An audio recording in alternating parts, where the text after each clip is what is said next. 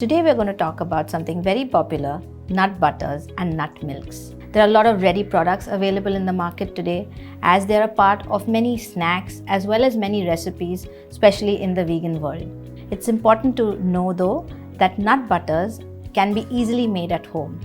And if you are buying store-bought nut butters, watch out for ingredients such as salt, sugar, hydrogenated oil. Try and buy nut butters which only contain one item, the nut of your choice. Nut butters contain a mix of nutrients such as B vitamins, protein, vitamin E, phosphorus, zinc, and fiber, and they keep you full for longer. They also contain a lot of monounsaturated fats which keep the good cholesterol HDL on the higher side, and they keep the not so good cholesterol, the LDL, in check. Though we know that nut butters are really healthy, we must understand that they are calorie dense and they are not to be eaten generously by tablespoons. We'll now talk about the different nut butters that are popular and easily available. Almond butter is one of the most rich in terms of monounsaturated fats.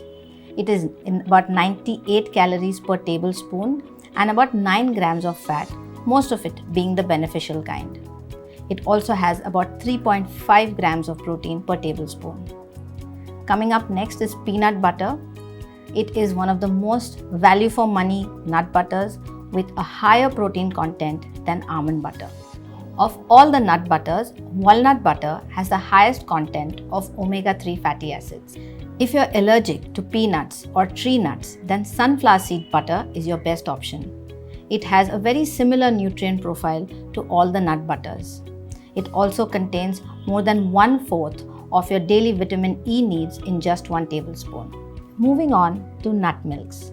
Whenever people go on a plant-based diet or turn vegan, they wonder how do they replace the dairy milk in all their teas, coffees, cooking, desserts, etc. So nut milks are a great option.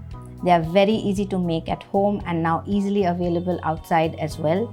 So let's understand, from a nutrition standpoint, nuts are always better than the nut milks because in the nut milks the fiber is removed and it's always better to have everything with its fiber. If possible, whenever you're making nut milks, try and leave them unstrained. If you're looking at store-bought options, buy the unsweetened ones and the ones from the refrigerated section. The nut milks which have a longer shelf life tend to contain more preservatives and artificial ingredients. If you choose to make your own nut milks, remember that they're not only fresher and more nutrient, they're also much more cost effective. Now, almond milks are easily available today, or you can make them yourself. They have the lowest calories amongst all the nut milks, so great for people who are trying to cut down on their calories. And they have zero cholesterol as well.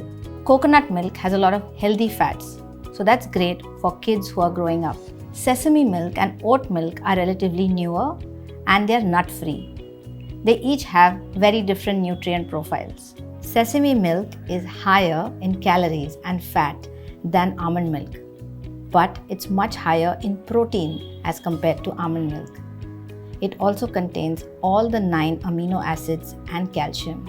Oat milk is rich in carbohydrates and protein. It also is sweeter, creamier, thicker, and has a nicer mouthfeel. But if cutting calories is your priority, then go for almond milk. And now I'm going to show you how to make oat milk. It's super easy and it has only 2 ingredients. So now we begin the oat milk recipe. To make oat milk, you need oats and water. The kind of oats that you need are rolled oats, not steel cut oats and not instant oats. And the ratio of oats to water is 1 part oats and 4 parts water. So here we have 1/4 cup of oats and 1 cup water. The oats do not have to be soaked. If you soak oats, the milk that you make will end up being slimy. So they just need to be plain oats, not soaked. And we're going to blend these two together in a blender. So the oats and water have been blended for about 30 to 40 seconds.